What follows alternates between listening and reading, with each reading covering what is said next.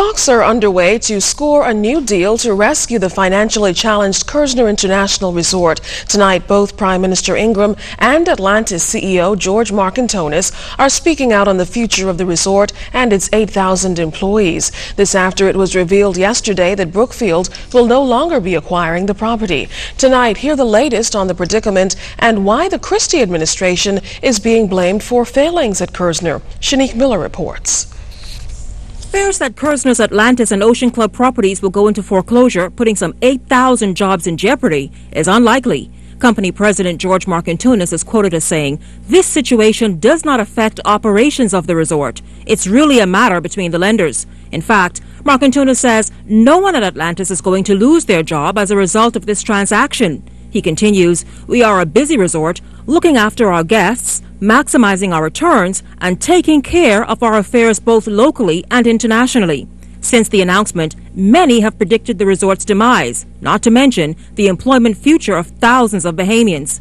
In a press release last night, PLP leader Perry Christie noted his party's concern over the deal for some time. He laid the blame squarely on the shoulders of the Ingram administration. Christie said the Prime Minister and the government have shown extraordinary incompetence when it comes to dealing with our nation's largest private employer.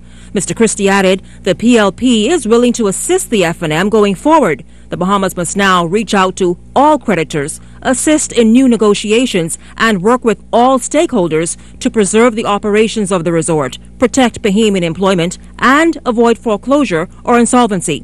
But Prime Minister Ingram says the PLP ought not be too quick to speak out, as the quandary Atlantis finds itself in is all the PLP is doing. When I came to office in 1992, Resorts International on Paradise Island was in bankruptcy. We didn't panic in the Bahamas at that time. When Kerzner came in, he bought it out of bankruptcy, meaning that they couldn't pay all of their debts, and they went in bankruptcy. Kerzner International now has a loan for $2.3 billion. And the security for the loan is the properties on Paradise Island. Much of the loan money was spent outside the Bahamas. It was inappropriate and wrong for the government of the Bahamas to agree for the properties on Paradise Island to be put up as a security for a loan where the proceeds of the loan were going to be spent outside the Bahamas. That was a big, big mistake. On Tuesday, the news broke that the Brookfield agreement had been cancelled, apparently due to a standoff between Brookfield and 6 other lenders. But did incompetence on the government's part bring this result? Mr. Ingram said nothing could be further from the truth. Brookfield was able to get the support of 4 of the remaining 6 lenders for the activities which it wanted to undertake. 2 of the lenders, who are owed $112 million out of $2.3 billion, went to court in Delaware and argued that Brookfield was getting an advantage vis-a-vis them. Brookfield was confident that it would win the case and proceeded accordingly.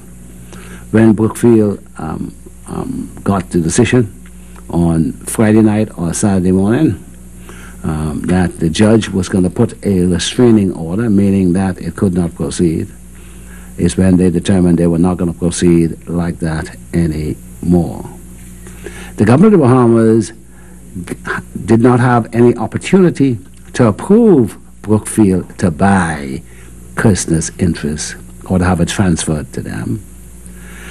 Brookfield only put in an application to the government on Friday past, and before the end of the day on Friday, they advised my office not to proceed with considering the application. So all of the talk about what agreement has been done, what approvals have been done, are all nonsense. Like Markantonis, the Prime Minister wants the resort's employees assured that their employment is not in jeopardy. At the moment, the property is still owned by Kerzner. Kerzner is still managing the property. There's been no change. No jobs are being lost. Atlantis is having a far better season now than it had last year. Its bookings going forward are very good for the year. There's no need for any concern at the moment.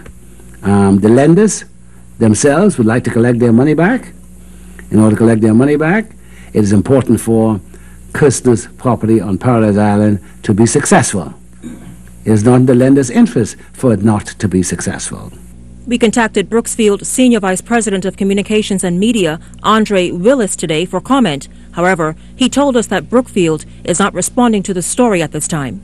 Now, Prime Minister Ingram says he has been in touch with the relevant people involved in this deal. He expects a decision will be reached in another day or so. Shanique Miller, 7S News.